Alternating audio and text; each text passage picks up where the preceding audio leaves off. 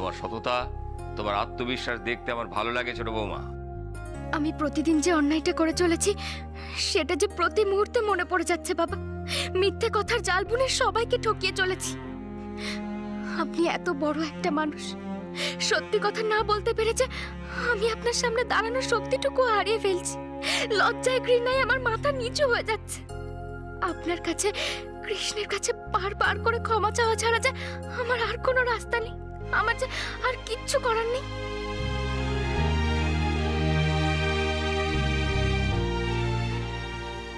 রূপিণী, তুমি দেখো ওকে কিভাবে সারিয়ে তোলা যায় তাড়াতাড়ি। তবে বাড়াবাড়ি করো না, মানে ডাক্তার যেটা বলেছেন সেটা মেনে চলার চেষ্টা করো।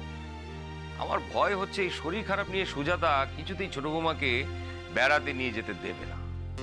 কিন্তু আমি তো আমার ছোট বৌমাকে ছাড়া যাব না। ও আমার পয়মন্ত বৌমা, ওই তো কিনেছিল প্যালেসটা বুদ্ধি করে।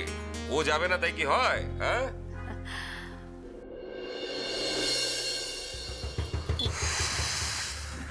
মা দেখতে পেলে মেয়ে সমস্যায় দিন দিন শ্যামার প্রতি দরদ একেবারে উঠলে উঠছে।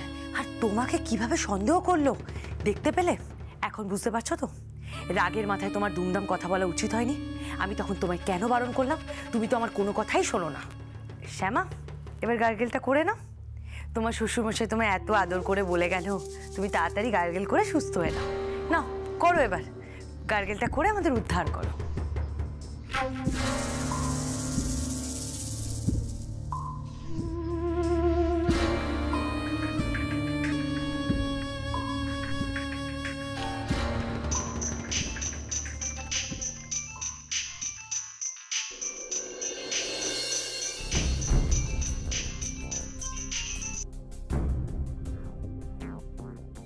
হ্যাঁ হ্যাঁ হ্যাঁ, কাল যাবে, কাল যাবে।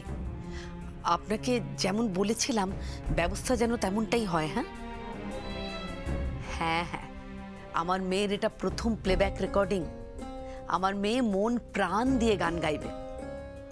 আপনি দেখবেন রাধা রানীর গানের জন্যে এই সিনেমা কিরকম হিট হয়ে যায়। আচ্ছা আচ্ছা, দেখা হচ্ছে, রাখি এখন। রাধে রাধে।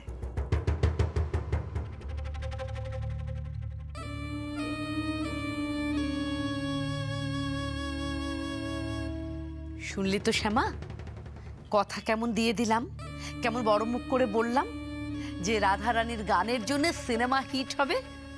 সুতরাং তোকে কিন্তু মন প্রাণ দিয়ে গান গাইতে হবে মা। একদম গলাটা সারিয়ে ফেল, গার্গেল কর, ভালো করে গার্গেল কর দেখি।